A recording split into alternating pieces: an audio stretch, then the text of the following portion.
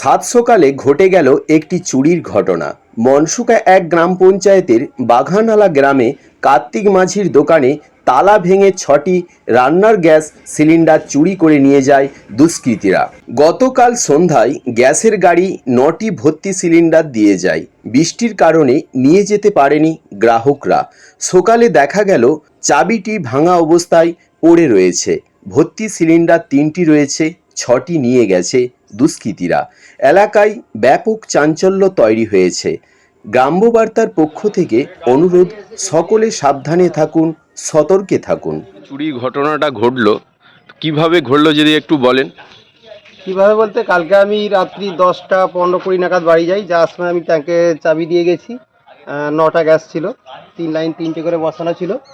তো সকালে যখন আমি আসছি সম্ভবত 5টা 35-40 নাগাদ, তো এসে আমি দূর থেকেই দেখতে পেলাম 3টে ট্যাঙ্কে বসানো আছে। সন্দেহ হলো, আমি এখানে এসে দেখতে পেলাম যে মোটামুটি 3টে আছে, 6টা নেই।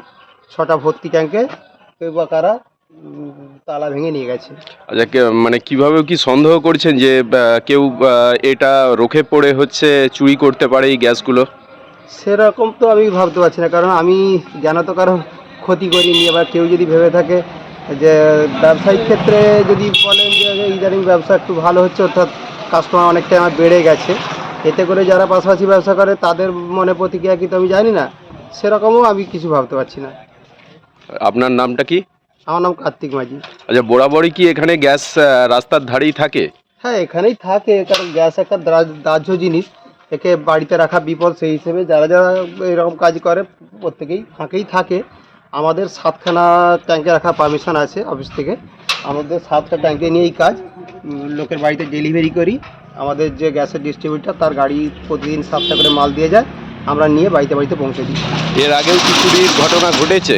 এর আগে দিনের বেলা 2খানা ট্যাঙ্কে চুরি হয়েছিল। অর্থাৎ গ্যাসের গাড়ি মাল দিয়ে অন্য জায়গায় মাল দিতে যায়, বলে ট্যাঙ্কেগুলো রাখো, ফেরার সময় নিয়ে যাব। তো তখন প্রায় 2:30-3টে বাজছে, দেরি হচ্ছে। ওনাকে ফোন করলাম যে দাদা, আমি আপনার যে দোকানে বসে আছি, তাহলে কখন আসবেন? বললো আমার আধ ঘন্টা দেরি হবে, তুমি ট্যাঙ্কেগুলো ওখানে রেখে যাও, আমি যাওয়ার সময় নিয়ে যাচ্ছি। তো পরে এসে উনিই ফোন করছেন যে এখানে ট্যাঙ্কে ছিল, কোথায় গেল? তো আমি তো রেখে গিয়েছিলাম। যাক, সেটা হয়তো দিনের বেলা কেউ হয়তো রাস্তার ধারে তুলে নিয়ে গেছে, অতটা গুরুত্ব দিয়ে ভাবিনি।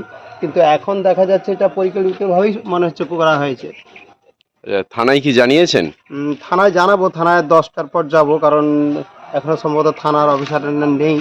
তো আমি আমাদের যারা সিভিক ছিল তাদেরকে ডেকেছি, তারাই বললো 10টার পর যাও, গিয়ে থানার ব্যাপারটা জানাও। এখন ব্যাপারটা আমার যেটা চিন্তা, কালকে গ্যাসের গাড়িটা আমাদের এসেছিলো বিকালে, অর্থাৎ আমাকে সকাল 11টায় মাল দেয়। তো যারা দিয়েছেন, আমার জমা দিয়েছে, তাদের মাল নিয়ে যাবো, অনেকেই আনতে এসেছিলো।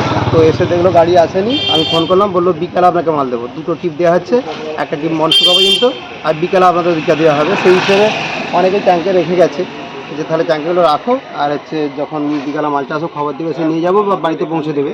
তো বিকালে বৃষ্টি হওয়ার কারণে মালগুলো পৌঁছানো যায়নি, যার ফলে আমাকে মালটা দিয়েছে 4টের সময়। তো তারপর থেকে বৃষ্টি হওয়ার কারণে আর মালগুলো বাড়িতে পৌঁছানো হয়নি। এবং ফেরার সময় দুজন নিয়ে গেছিলো, বা আমি 2টো বাড়িতে দিয়ে এসেছিলাম। 2টো ট্যাঙ্কে খালি হয়েছিল। যখন গ্যাসের গাড়িটা ফেরত যাচ্ছে, বললো কাতিদা, যেহেতু হচ্ছে গাড়িতে মালগুলো আছে, তুমি নিয়ে রাখো, যে সময় আমাকে হোয়াটসঅ্যাপে পাঠিয়ে দেবে।